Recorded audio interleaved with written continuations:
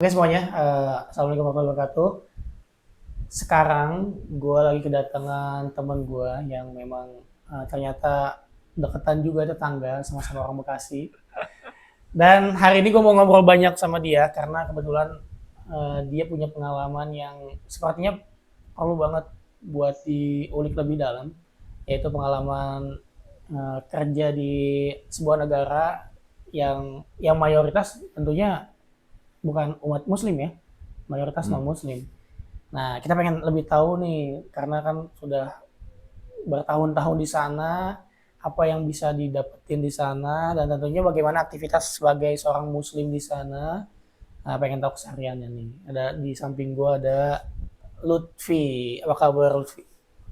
Sehat? Sehat. Alhamdulillah sehat ya. Nah, ternyata teman-teman, Lutfi ini tinggalnya di Bekasi. Sama gue juga di Bekasi dan Lutfi tinggalnya di Bekasi. Nah, Hmm. uh, mungkin gue pengen tahu dulu nih, Vi. Gue pengen tahu dulu. Gimana gimana? Kan lu pernah ya tinggal di Jepang lah ya. Ah, Berapa tahun waktu itu? 3 Tiga tahun ya, tiga tiga tahun. tahun. Dari tahun 2019, 2019 sampai 2022. 2022. Ya Oke, pas COVID-an tuh. pas COVID berarti ya. Ah, Nah, apalagi pas COVID ya, banyak tantangannya tentunya. Nah, ada beberapa yang pengen gue tanyain dan pengen ngobrol lebih jauh lah. hmm. Karena kan lu sebagai orang yang ya mayoritas di Indonesia orang Islam ya, Hmm. terus tinggal di negara yang mungkin mayoritasnya nggak sering beribadah. Di Indonesia aja yang mayoritasnya Islam banyak banyak yang nggak ibadah gitu, apalagi di negara yang bukan mayoritas Islam. Nah, Hmm. pengen tahu dulu nih yang pertama lah. Yang pertama itu terkait lu kalau misalkan di sana itu, kalau misalkan di sana aman nggak sih kalau misalkan buat ibadah sebagai seorang muslim gitu, ngelaksanain ibadah, apakah ada tantangan yang tersendiri ataukah mungkin karena minoritas di sana dapat kayak tekanan-tekanan gitu, ada nggak sih Ah. kalau di sini? Yang kemarin sepengalaman sih nggak ada ya, karena gini-gini, apa namanya? Karena di sana pun orangnya cuek-cuek aja dan Oke. juga memang budayanya juga cukup toleransi Oke. menurut gue gitu kan. Jadi kayak oh ini dia lagi ibadah ya udah gitu kan. Berarti kayak pemerintah tuh nggak ngikut campur gitu ya masalah ibadah-ibadah Enggak, warganya yang tinggal di sana, yang nggak terlalu saya campur. yang yang saya rasain sih enggak, tapi memang kemarin kan karena kemarin itu tahun 2019 2022 itu kan udah cukup banyak orang-orang muslim Indonesia atau negara lain yang mampir Iya, gitu iya, kan, betul, betul. yang kerja juga, yang turis juga gitu. Ya. Itu yang bikin karena memang udah tahu infonya masyarakat mereka itu cuek-cuek aja, jadi Ah. kita bisa sholat di taman, kita bisa Oh. sholat di apa namanya di pojok bangunan kayak di stasiun gitu-gitu kan. Nah karena banyaknya eh, umat Muslim yang udah mampir ke sana dan Ya. pemerintah mereka itu juga melihat ke sana, Oh. sekarang masjid terbanyak di stasiun besar khususnya itu udah menyediakan prayer room Muslim. Oh. Makanya banyak kadang suka muncul tuh di WhatsApp-WhatsApp lowongan imam masjid di Jepang. Nah itu bener bener bener. Itu juga pas lagi saya masih di sana itu, ini apa namanya lagi banyak bangun masjid dan memang Ah. dari beberapa negara yang saya lihat ya, Ya.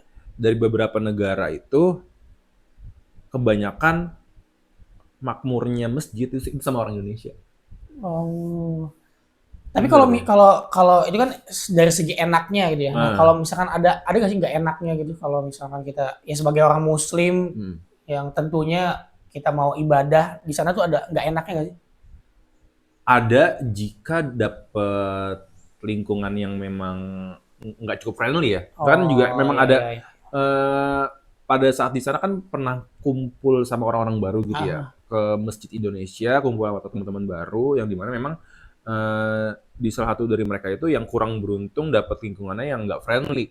Contohnya kayak ya waktunya kerja kerja gitu, waktunya oke. eh, Untuk agama yang lain ya bukan urusan mereka, tuh ada aja Oh. yang memang eh nggak friendly itu tuh ada aja. Itu tergantung tempat kan kayak gitu ya. Betul. Nah, terus kalau misalkan kayak di Indonesia nih, kan Indonesia karena mayoritas Muslim dan udah lama mayoritas Muslim, akhirnya banyak kayak organisasi-organisasi keislaman, ormas-ormas.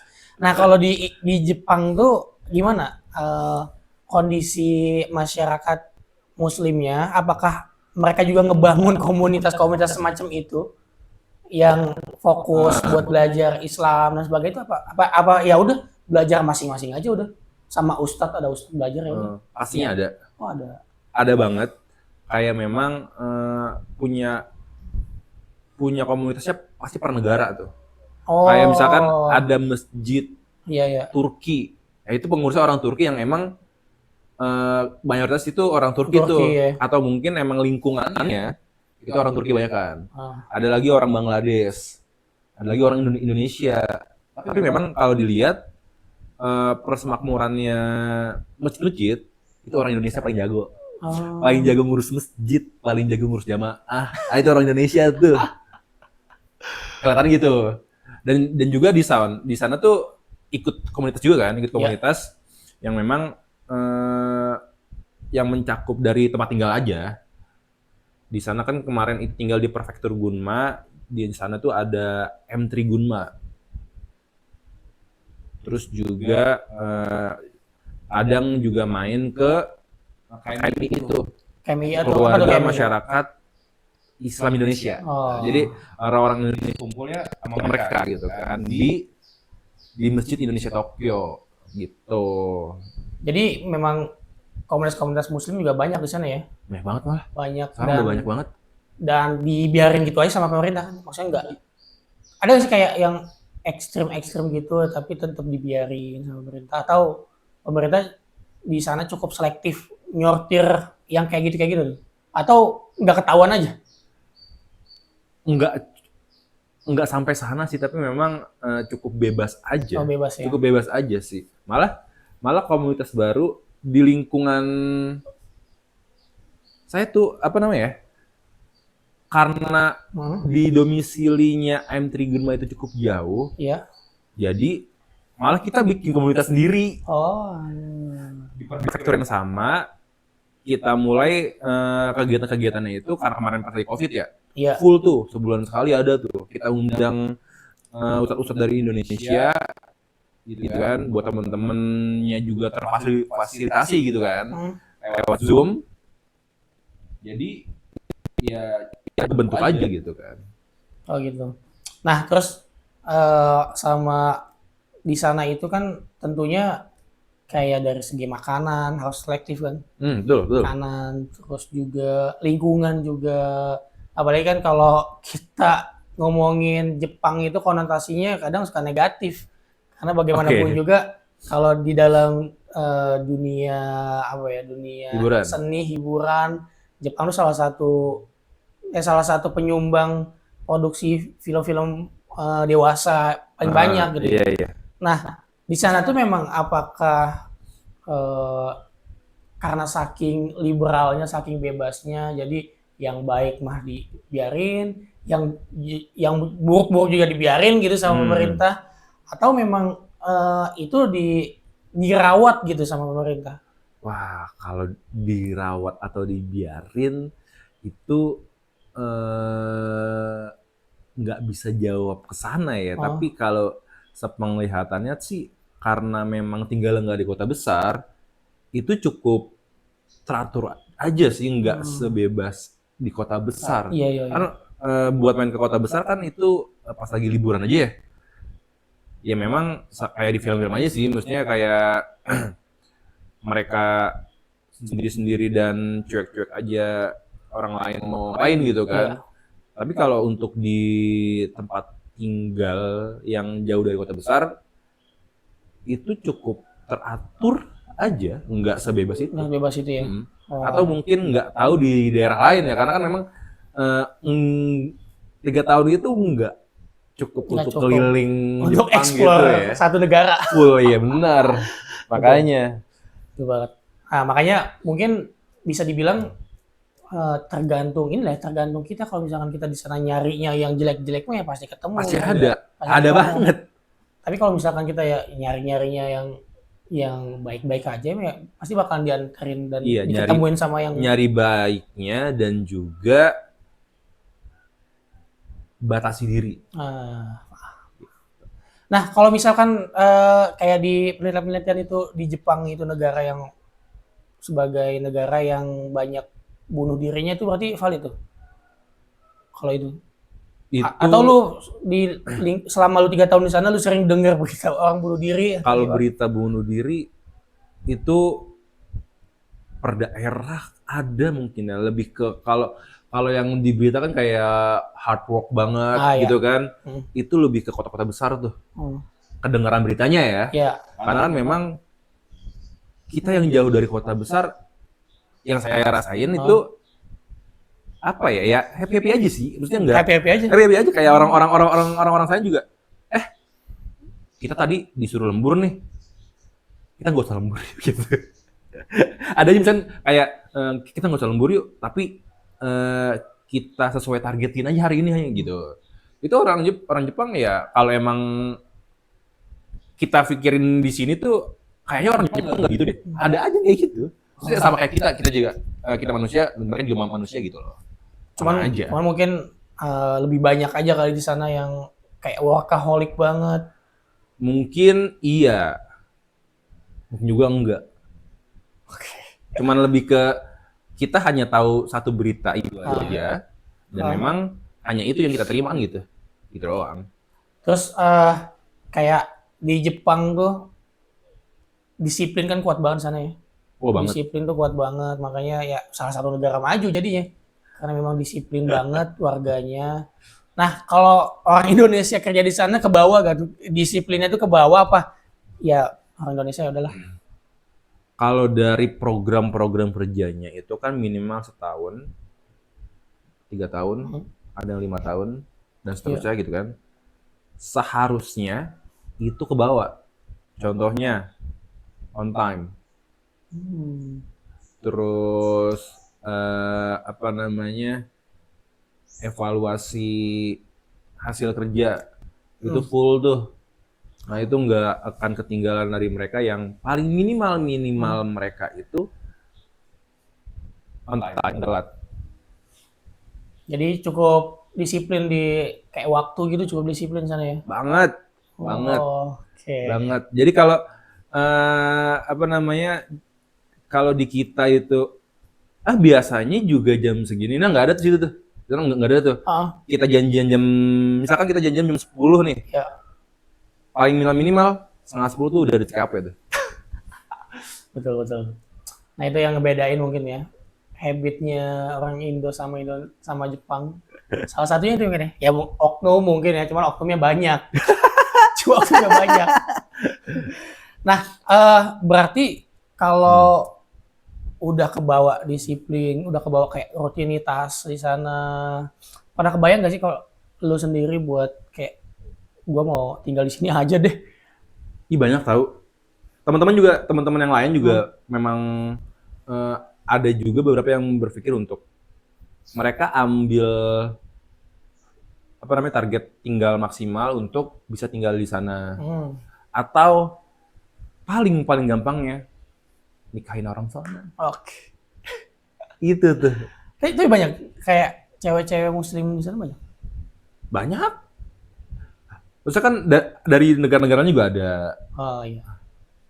Turki, Bangladesh, itu sama-sama muslim juga. Di Indonesia juga banyak pastinya gitu kan.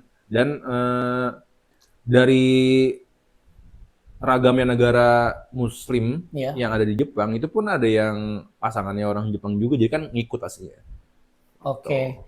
Nah, terus sekarang mau pertanyaan yang beda nih. Jadi kan lu kan di sana seorang muslim, dan karena lu sebelum ikut ke sana lu ikut muda berdakwah.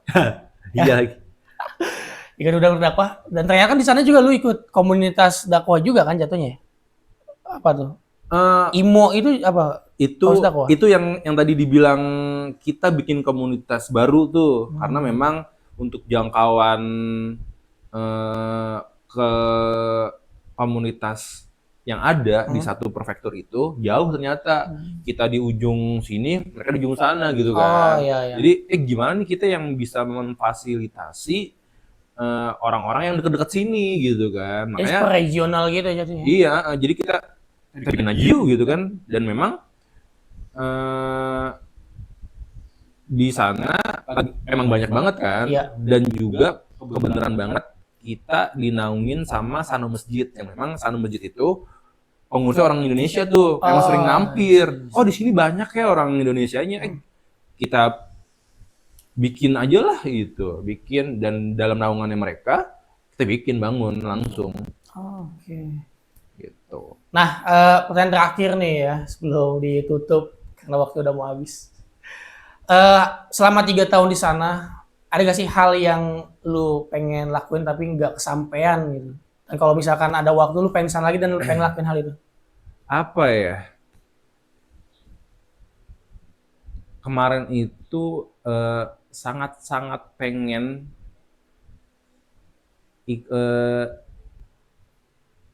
tergabung dalam event muslim Oh, ya kan karena kemarin kan covid kan iya. itu Oh iya. gagal banget tuh Betul. nggak bisa terwujud tuh karena Betul. memang kita nggak bisa manggil undangan dari Indonesia ke sini gitu kan Ah. itu nggak bisa tuh itu yang pertama kedua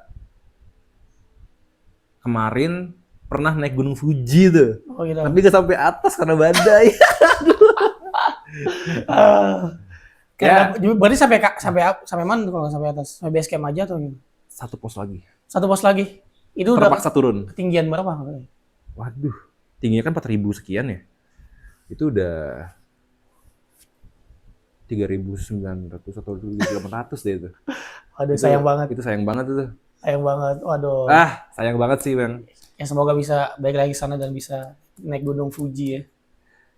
Iya. Jangan lupa juga Next kalau time. kalau di Indonesia naiknya sama Muda Camp. Oke, sekian ya gitu aja teman-teman. Makasih banyak ya Lutfi ya. Nanti kita Yuk, ngobrol-ngobrol lagi lebih sama-sama. banyak dan tentunya dengan bintang tamu yang beragam dan kita mau ngulik-ngulik lagi terkait aktivitasnya tentang bagaimana ranah dakwahnya dan bagaimana juga kehidupan dia sehari-hari di lingkungannya masing-masing. Sekian dari gua. Assalamualaikum warahmatullahi wabarakatuh.